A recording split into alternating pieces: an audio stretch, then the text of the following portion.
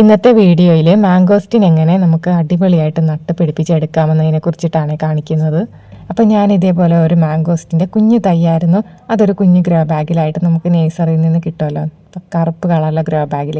അത് കൊണ്ടുവന്ന് ഒരു 2-3 ദിവസം വീട്ടിൽ വെച്ചു. അതിനുശേഷം ഞാൻ ഇതേപോലുള്ളൊരു ബക്കറ്റിൽ നല്ല ലൂസായിട്ടുള്ള പോട്ടി മിക്സ് ചേർത്ത് ഇറക്കി വെച്ചു.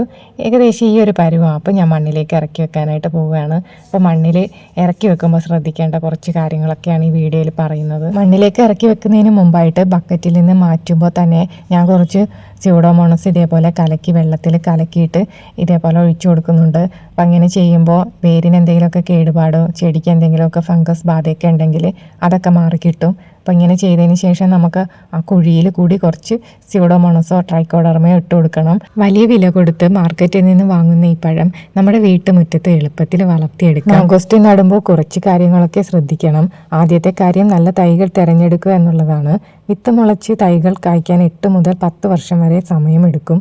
എന്നാൽ ബഡ് ചെയ്തതോ ഗ്രാഫ്റ്റ് ചെയ്തതോ ആയ തൈകൾ ആണെങ്കിൽ 3-4 വർഷം കൊണ്ട് തന്നെ കായ്ച്ചു തുടങ്ങും. അതുകൊണ്ട് തന്നെ വിശ്വസനീയമായ നേഴ്സറിയിൽ നിന്ന് ഗ്രാഫ്റ്റ് തൈകൾ വാങ്ങാൻ ശ്രദ്ധിക്കണം. മാംഗോസ്റ്റിൻ നടാനായി 1.5 അടി നീളവും വീതിയും ആഴവുമുള്ള കുഴിയെടുത്ത് അതിൽ മേൽമണ്ണും ചാണകപ്പൊടിയും കുറച്ച് എല്ലുപൊടിയും ചേർത്ത് വേണം തൈ നടാനായിട്ട്. ഇനി ഏറ്റവും പ്രധാനപ്പെട്ട കാര്യം, ചെറിയ മാംഗോസ്റ്റിൻ തൈകൾക്ക് കടുത്ത വെയിൽ താങ്ങാൻ കഴിയില്ല.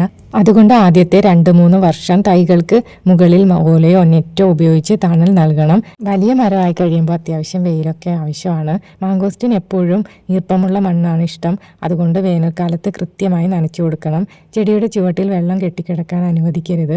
വർഷത്തിൽ 2 തവണ ജൈവ വളങ്ങൾ നൽകുന്നത് ചെടിയുടെ വളർച്ച വേഗത്തിലാക്കും. കുറച്ച് ക്ഷമയുണ്ടെങ്കിൽ നല്ല ആദായം തരുന്ന ഒരു കൃഷിയാണ് മാംഗോസ്റ്റിൻ. ചെടി നടുമ്പോൾ കുഴിയിൽ കരിയില ഇട്ട് കൊടുക്കുന്നത് മണ്ണ് ഉറച്ചു പോകാതിരിക്കാൻ സഹായിക്കും. അപ്പോൾ അതിൻ്റെ കൂടെ കരിയില ഇട്ടിട്ട് കുറച്ച് മണ്ണും ഇട്ട് കൊടുത്ത് അങ്ങനെ നട്ടു കൊടുക്കുന്നത് ചെടിക്ക് വേരോട്ടമൊക്കെ എളുപ്പം ഉണ്ടാകാനായിട്ട് സഹായിക്കും. മാംഗോസ്റ്റിനും കുടംപുളിയൊക്കെ ഏകദേശം ഒരേ ഇനത്തിൽപ്പെട്ട ചെടികളാണ്. പക്ഷേ മാംഗോസ്റ്റിന് ഒരു പ്രത്യേകതയുണ്ട്. ഇതിൻ്റെ ആൺമരവും പെൺമരവും വെവ്വേറെ ആവശ്യമില്ല. പരാഗണം കൂടാതെ തന്നെ കായ്ക്കും. നമ്മൾ നടുന്ന ഇലകളും ഒരിക്കൽ കായ്ക്കും. കുറച്ച് താമസം എടുക്കും. കുരുവാണ് ഇട്ട് കിളിർപ്പിക്കുന്നതെങ്കിൽ. ചെറുതായിരിക്കുമ്പോൾ ഒട്ടും വെയിൽ പാടില്ല. എന്നാൽ വലുതാവുമ്പോൾ വെയിൽ വേണം താനും. ഇലകൾ അതിൻ്റെ ഇരുവശങ്ങളിലേക്കും കൃത്യമായി ജോഡികളായി ഒരേ നിരപ്പിൽ പരന്ന് താഴേക്ക് അല്പം ചരിഞ്ഞിട്ടാണ് വളരുന്നത്. പക്ഷി ചിറക് വിടർത്തി നിൽക്കുന്നത് പോലെ. നേരത്തെ പറഞ്ഞതുപോലെ ചെറിയ മാംഗോസ്റ്റിൻ തൈകൾക്ക് കടുത്ത വെയിൽ താങ്ങാൻ കഴിയില്ല.